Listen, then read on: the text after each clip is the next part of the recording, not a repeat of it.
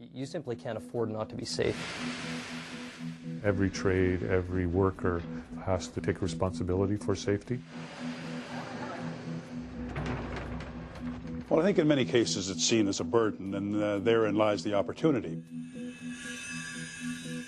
I think it makes sense to be safe.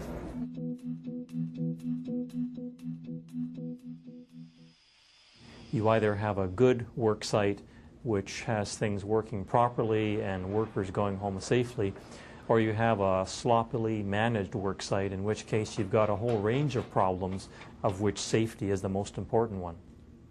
Businesses need to make sure that not only do they provide a safe workplace, but that it's a workplace that is conducive to conducting the business that they're in. If one of your workers is injured, most companies in British Columbia have fewer than 5 employees, that's up to 20% of your workforce that's injured. That affects your productivity, your ability to compete. And where employers and employees work together to have a joint approach to health and safety, things do run more smoothly. Safety is a key issue in most industrial workplaces, and this one especially, because in a sawmill environment there are a lot of activities that can be hazardous or dangerous.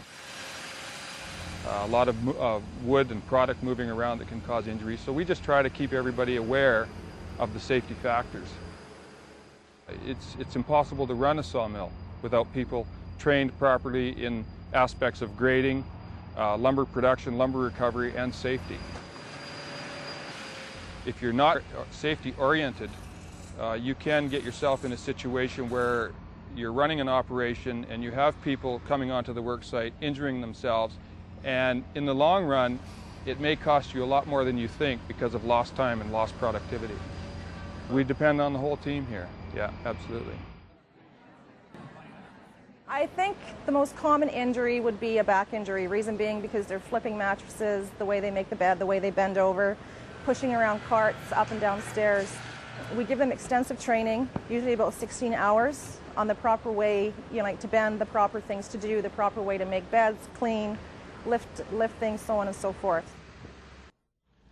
When you know that you're problem solving and you're solving those problems right away the best you can, then they know that they're being heard, and that seems to work really well for us. And it is a small staff. We work really closely together, and we're on each other's heels all the time because our retail area is small. It's really important for me to listen to those concerns. Communication is so important. If they feel that I need a day's break from the lifting, I'll give that to them, but I can't help them out if they don't communicate with me.